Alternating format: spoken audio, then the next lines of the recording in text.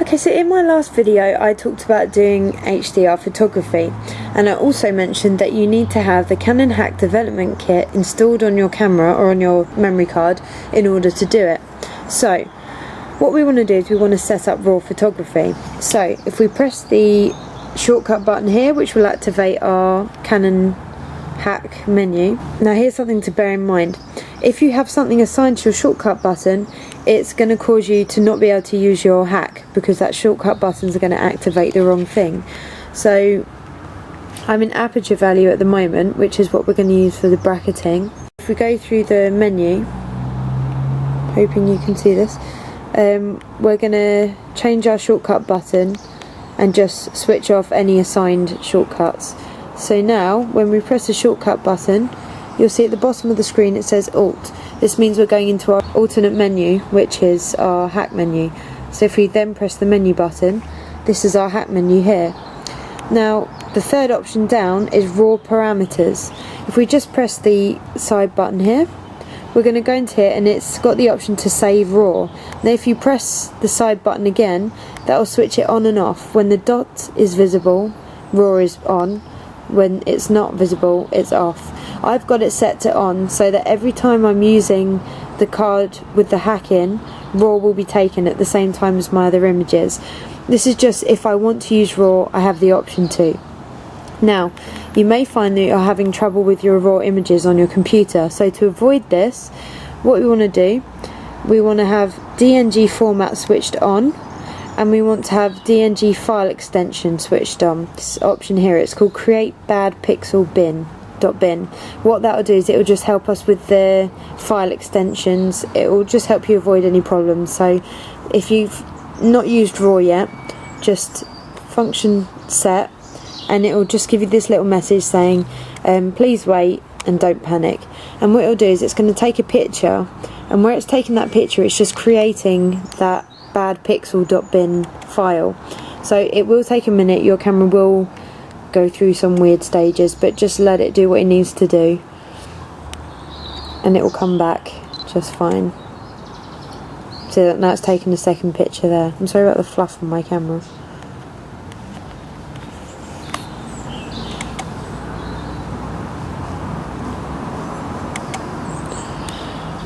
Let's take another picture. There we go, and then you get a message down the bottom saying bad pixel.bin is created. This just means that we won't have as many problems with our raw files as you may originally have trouble with. What we want to do is we want to be able to give it the extension of .dng, because this is a file that's read more commonly in Photoshop and programs like that. So that was the point of making the bad pixel bin.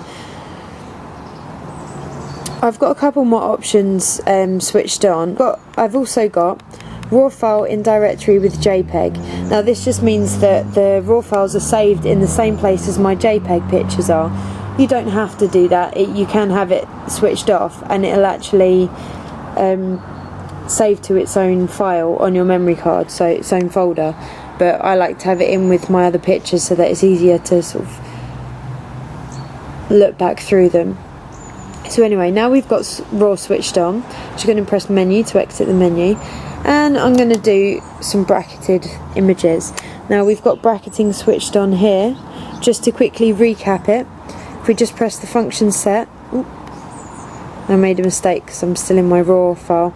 If you find that you go to use a normal function and you get the Canon hack menu up by mistake, just press the shortcut button at the top and that will switch off the hack menu. So we go to function set, go down to the auto exposure bracketing here, and we want to make sure it's switched on, and we can just check how over and underexposed we're going to go. I'm going to go quite extreme. So we're going to go back to where we were. It's better to do this with a tripod because if you get any movement it's harder to create your HDR image. It's good to get a lot of clouds in because cloud definition comes out really well with HDR. So I'm just going to take this picture here and you'll hear it take the 3 bracketed photos.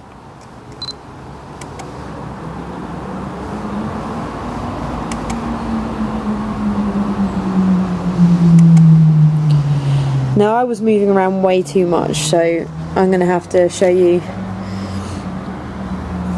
the example on Photoshop with ones that I've taken before, but that's fine. So if we just play it back, you'll see that you've got your overexposed image, your underexposed image, and your standard image.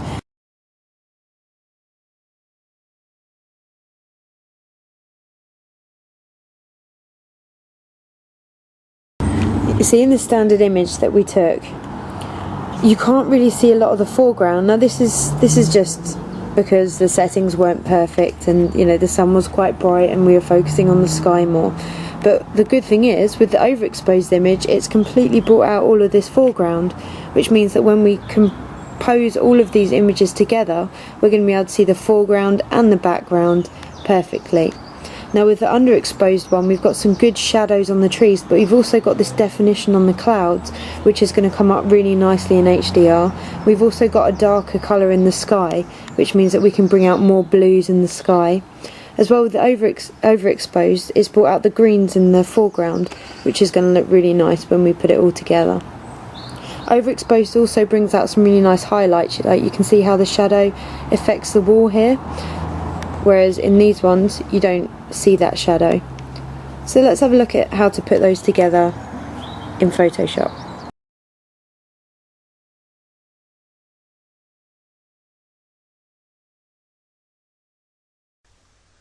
Okay, so I'm just going to show you how to do HDR photography in Photoshop. Now I've got Photoshop CS5.1.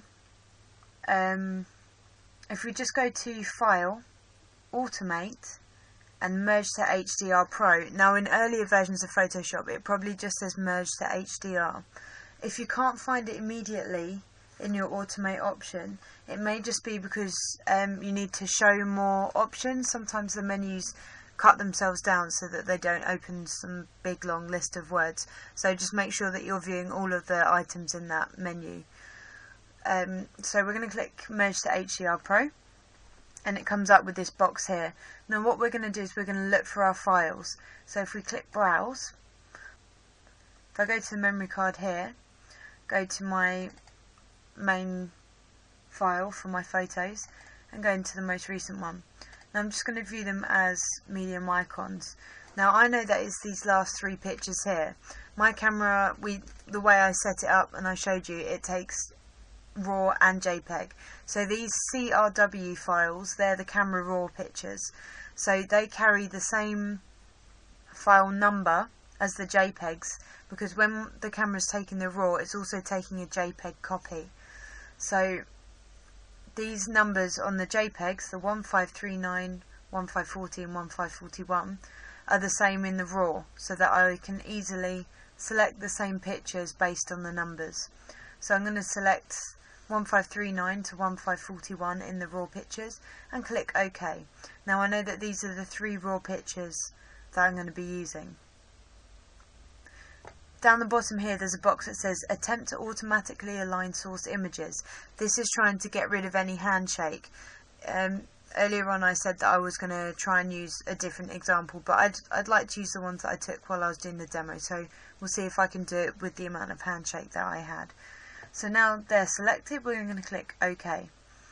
Now what the program will do now is it's just going to start running through the images and sort of looking at the different exposures. You'll see that on the raw images there's actually a circle cropping the outside. This is because when you use RAW, it's taking every single bit of information it can from those pictures. When you shoot in a normal JPEG, it actually compresses the file a little bit, so you're not getting the full complete picture that the camera is seeing. It actually crops it down a little bit. But with RAW it's using that whole sensor size that your camera has, which means that it's actually seeing wider than your camera normally would, which means that my filters actually started to crop the image a bit. So it's not a problem, we'll just crop down the image a bit after we finished editing. In a couple of my HDR examples on my Facebook and on my blog, I actually kept that circular look in because I thought it looked quite cool. But yeah, you wouldn't have to. It probably won't crop if you don't have a filter on, but I won't guarantee that because I haven't tried it. So now it's finished sort of composing all these images together, it's come up with a standard mix of all three pictures. And you can see already that you get a lot more detail in the foreground and the background. So the first thing you've got here is remove ghost. Now this just attempts to, again, get rid of any movement that happened during the photo taking. So if we just click this, you should see it loads for a while it's sort of analysing all of the data, but you should see that objects become a lot more defined, aligning all those pictures. Now when we brought in the images, we did click to align the pictures anyway, so this probably won't make much of a difference. What clicking remove ghost does do is it stops you using a lot of the presets. So for the sake of the demo, I'm going to take that off because it's not making much of a difference anyway. Okay, so now that's now switched off. So just to quickly run you through the different presets, if we click the flat preset, what it's doing is it's not trying to get much depth in it. It's basically keeping the colours and the shadows and the highlights all pretty much the same throughout the whole image. I don't really like this. I don't know why you would use this sort of look, but hey, it's an option. Now you've got 4 monochromatic looks. You've got the artistic one. Monochromatic is basically getting rid of any colour. So the artistic one, it does some really extreme highlights, does some extreme shadows. It actually looks quite cool, I quite like it, but I'm not going to use that one for now. You've got the monochromatic high contrast. This means that it really defines the shadows and the highlights. It really enhances those, and a lot of the medium detail gets lost between the two extremes of the photos. And then you've got monochromatic low contrast, which means that it's trying to sort of even out all of the shadows and highlights and the medium tones to actually give it a smooth look. This quite often doesn't look that wonderful. Kind of makes it look old.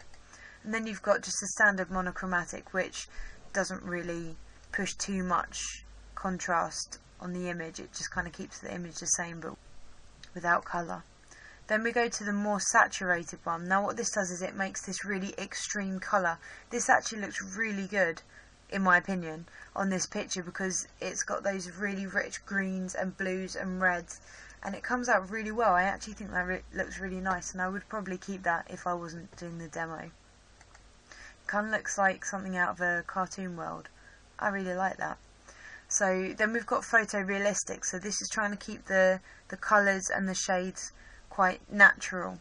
So again, high contrast, it's putting more highlights and shadows in it, but you see that the colours stay more natural. The greens, blues and reds stay how they would be in real life. Low contrast, again, it does this horrible like grey filter, if you like, over the front, which I don't think looks particularly attractive. And then a normal photorealistic, which doesn't push the shadows or highlights too much, it just keeps those natural colours. Then you've got saturated. Now again, this is to do with the colours, so it brings out those greens and blues and reds, but not as extreme as it did on the more saturated one. And then you've got surrealistic, which is unnatural, if you like. So it puts a lot of glow around the edges, so you see like there's a huge glow around the edge of the building and around the clouds, and you know, everything's got very glowed edges. So this is the high contrast one, so it's picking up a lot of shadows and highlights. A low contrast one kind of does the opposite. It's quite a funky look.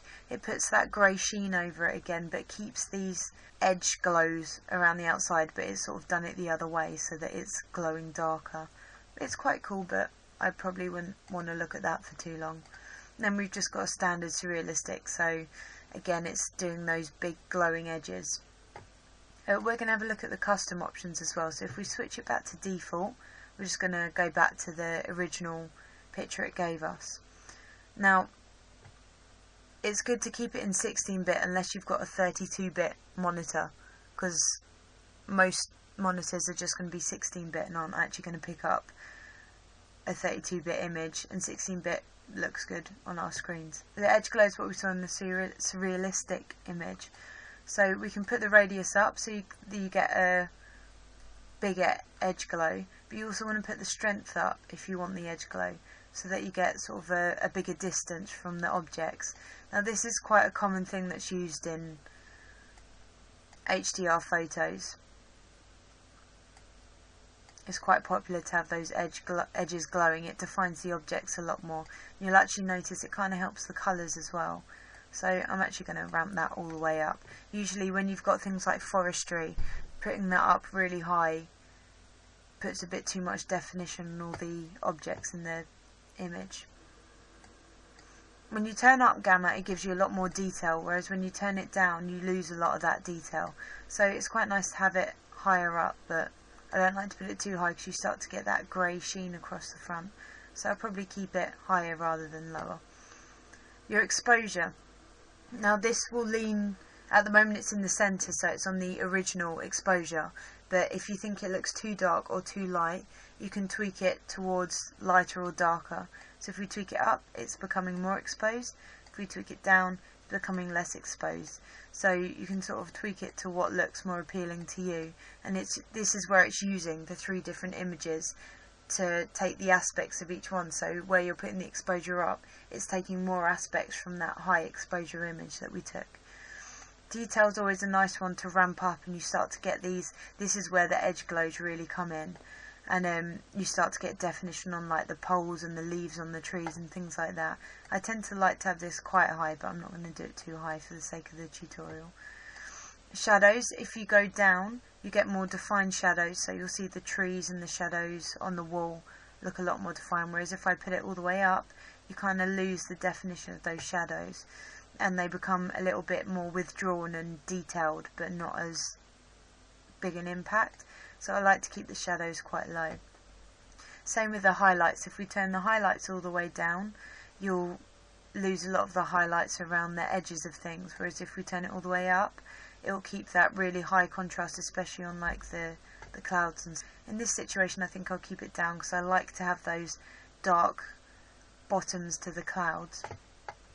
Now down the bottom here we've got Vibrance and Saturation. Now these affect our colours, and these are always something that I like to play around with. Vibrance, it'll bring out those really natural colours like the reds, the greens and the blues. So I've ramped that quite high up. The saturation will impact that a lot more, so it will become a little less natural.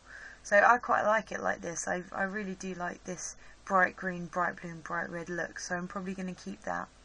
So this is just the way that I like this image to look, but as you can see there's so much customization that you can do that you can actually get any look that you want depending on your preferences. So I'm going to click OK now, and Photoshop will take a while. It's just merging all of those images together, merging the aspects that you've chosen into one image that we can then do some additional editing in Photoshop if we want to. So here it's compiling all of the images together, so just let it do its thing. Okay, so now it's given us our final image. I'm going to quickly crop those edges out just to show you how. So along our toolbar here, this is the crop icon, so if we just click that, up the top here you can define the size you want. So if you particularly wanted maybe a 640 by 480 image, you would type that in and then it would fix that crop box to that size, but I'm not fussed about the size. So I'm just going to take a crop here so I can get rid of those outer circles, and then it will show me what I've selected, and I just click the tick up here, and now I've cropped my image and I've got rid of that outside filter. So I'm just going to click back to the arrow so I don't accidentally crop it again.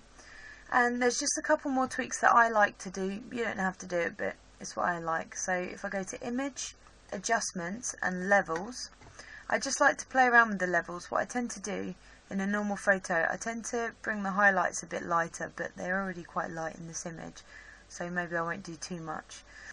I then bring the middle bar more towards the highlights, just to, you'll see that if I turn it the other way, the colours and the shadows fade out a bit, whereas if I bring it up this way, they become more defined and a bit more vibrant. And then I just bring up the shadows. You'll see here the shadows are not as strong, whereas as I bring it up, they're more defined. I like to do this. I tend to do this with a lot of my photography, just to enhance the colours and the shadows and the highlights. those are a lot of the options that I like to mess around with in Photoshop. And once we're happy with what we've got, we just go to File, Save As, and then it's always good to keep a Photoshop copy of this so you've got the raw image. But as I'm just doing this as an example, I'm just going to save it as a JPEG and save it in my HDR folder here. So save, we want to keep the quality up to maximum, and OK.